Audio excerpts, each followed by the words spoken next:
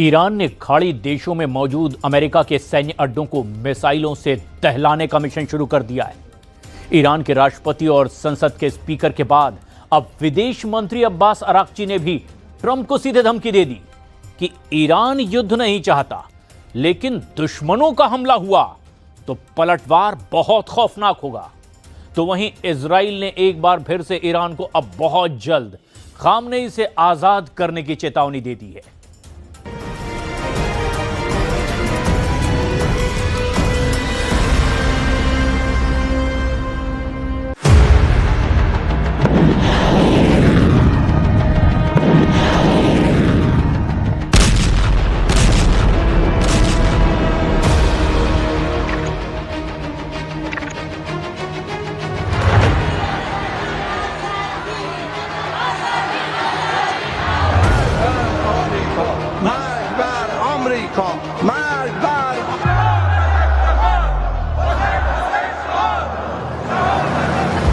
Iran की आवाम मौत मांग रही है, अमेरिका की मौत। ट्रंप से गिन गिन कर बदला लेने का ऐलान तेहरान से इस्फान तक हो रहा है।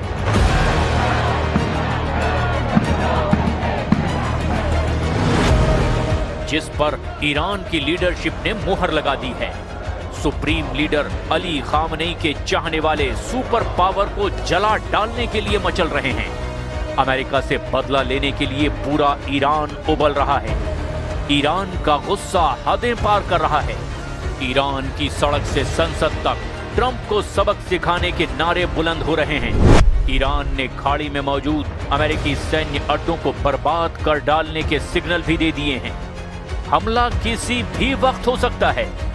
गारंटी इस बात की है कि अमेरिका सबसे भयानक प्रहार झेलेगा। 12 दिन के युद्ध से भयानक इजराइल पर दागी गई हजारों मिसाइलों से ज्यादा विध्वंसक पलटवार करने की धमकी अब ईरान ने दे दी है। ईरान की संसद के स्पीकर मोहम्मद बाघेर कलिबाफ ने भी ट्रंप को चेतावनी दी कि अमेरिका का एक भी सैन्य अड्डा अब सलामत नहीं बचने वाला।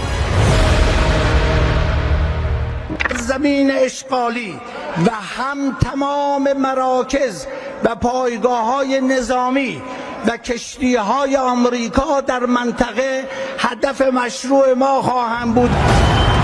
ईरान ने प्रदर्शन पर बहुत हद तक काबू करने का दावा भी कर दिया है।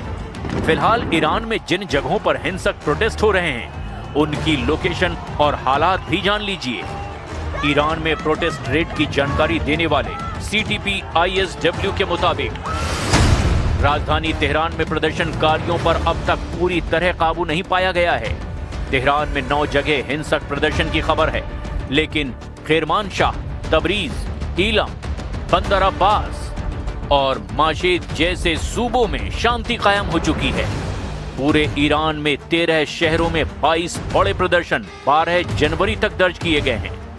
ईरान में इंटरनेट पर बैन लगाने के बाद बवाल पर ब्रेक लगा है, जिसके बाद इंटरनेट सेवा फिर से बहाल कर दी गई है। हिंसक प्रदर्शन में मारे गए लोगों के जनाजे में भारी भीड़ भी उमड़ रही है। वली मुहिम این بود که به خاطر حرف ایشون عواملی که به دنبال ایجاد اختشاش بودند رفتن به این که تعداد کشته ها بیشتر بشه که شاید آمریکا رو به دخالت بکشونن. ईरान अब पलटवार के लिए तैयार है, लेकिन इजराइल अमेरिका ने अब भी ईरान में खामनेई के तख्ता पलट की उम्मीद नहीं छोड़ी है। इजराइल के पीएम नेतन्याहू ने ऐलान कर दिया कि ईरान में आजादी का आंदोलन बहुत जल्द कामयाब होगा। नेतन्याहू ने खामनेई पर बेगुनाहों के नरसंहार के आरोप भी लगा दिए हैं। ישראל עוקבת בדריכות על הנעשה באיראן. הפגנות למען החירות התפשטו ברחבי המדינה. העם בישראל, העולם כולו, משתאה מול הגבורה האדירה של אזרחי איראן. ישראל תומכת במאבקם לחופש. ट्रंप पहले ही साफ कर चुके हैं कि ईरान को ढहाने का ये सबसे अच्छा मौका है। वो ईरान को पीट पीट कर सुधारने की धमकी दे रहे हैं। इसीलिए ईरान चाहकर भी युद्ध से बच नहीं सकता। जाहिर है, युद्ध टलेगा नहीं तो ईरान पूरे दम से लड़ेगा। लड़ाई में ईरान को वेनेजुएला समझने की भूल ट्रंप को भारी पड़ सकती है, क्योंकि ईरान को सुपर पावर की सबसे कमजोर नस मालूम है और वो है अमेरिका की आर्मी। ईरान के पास लगभग 6 लाख एक्टिव सैनिक हैं। इनके साथ ईरान लाखों सैनिकों की रिजर्व फोर्स और अर्धसैनिक बल रखता है। वहीं अमेरिका के पास करीब 3.5 लाख आर्मी नेशनल गार्ड और करीब 2 लाख रिजर्व फोर्स है। हालांकि हथियारों, एयरफोर्स और नेवी के लिहाज से अमेरिका ईरान पर बहुत भारी पड़ता है, मगर ईरान की मिसाइल पावर सरप्राइज देने के लिए काफी है। ईरान ने बैलिस्टिक और क्रूज मिसाइलों का बहुत बड़ा भंडार कर रखा है। ईरान की मिसाइलों की रेंज 300 किलोमीटर से 2000 किलोमीटर तक बताई जाती है। ईरान ने 4 तरह की जिन मिसाइलों को इजराइल पर फायर किया, उनकी रेंज और नाम भी देख लीजिए। फत्ताह हाइपरसोनिक मिसाइल की रेंज 1400 किलोमीटर है। खैबर शिकन मिसाइल की रेंज 1450 किलोमीटर है। कतर मिसाइल की रेंज 2000 किलोमीटर तक है और इमाद की रेंज 1700 किलोमीटर है। ईरान अपनी मिसाइल पावर पर सबसे ज्यादा भरोसा करता है। मिसाइलों से दहलाकर दुश्मनों से बदला लेने की हुंकार सुप्रीम लीडर अली खामनेई यूं ही नहीं भरते। دستش به خون بیش از 1000 ایرانی آلوده است. در جنگ 12 روزه 1000 و اندی از هممیهنان ما، حالا غیر از سرداران و دانشمندان و بزرگان، از آحاد مردم به شهادت رسیدن. این شخص گفت که من دستور دادم، من در جنگ فرماندهی کردم، بس اعتراف کرد. ईरान के पास एटम बम है या नहीं, इसको लेकर सस्पेंस है। ईरान के एटमी अड्डे पहले की तरह एक्टिव हैं। ईरान ने अमेरिका के बमवर्षक हमलों के बाद सभी परमाणु साइट दोबारा बनाए। एटम बम से ईंधन बनाने का काम तेजी से शुरू किया। इसीलिए ईरान के एटमी खतरों को नजरअंदाज नहीं किया जा सकता। और इतना ही नहीं, अमेरिका और इजराइल से युद्ध में ईरान को एक समुद्री रूट से बड़ी मदद मिलेगी। ये हॉर्मुज जलडमरू मध्य है, जहां से दुनिया के बड़े हिस्से को तेल सप्लाई होती है। ईरान के हॉर्मुज का गेट बंद कर दिया गया, तब बड़े बड़े देश में हड़कंप मच सकता है। इस संकरे समुद्री रास्ते पर ईरान का दबदबा है। ईरान के पास अपनी सेना के साथ खूंखार लड़ाकों के कई ग्रुप हैं। यमन के हूथी, लेबनान के हिजबुल्ला, ईरान के शिया मिलिशिया, सीरिया के साथ कई और खाड़ी देशों में ईरान समर्थित लड़ाका संगठन हैं, जिनसे ईरान सुपर पावर को जबरदस्त टक्कर दे सकता है। अमेरिका के लिए ईरान से टकराने पर जो सबसे बड़ा रिस्क है, वो उसके खाड़ी देशों में बने अड्डे हैं। अमेरिका के 100 सैन्य अड्डे खाड़ी देशों में हैं, जहां करीब 40,000 जवान तैनात हैं।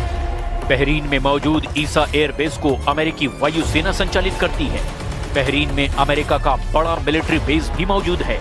बहरीन में नेवल फोर्सेज सेंट्रल कमांड और अमेरिकी नौसेना के 5वें बेड़े का मुख्यालय भी है।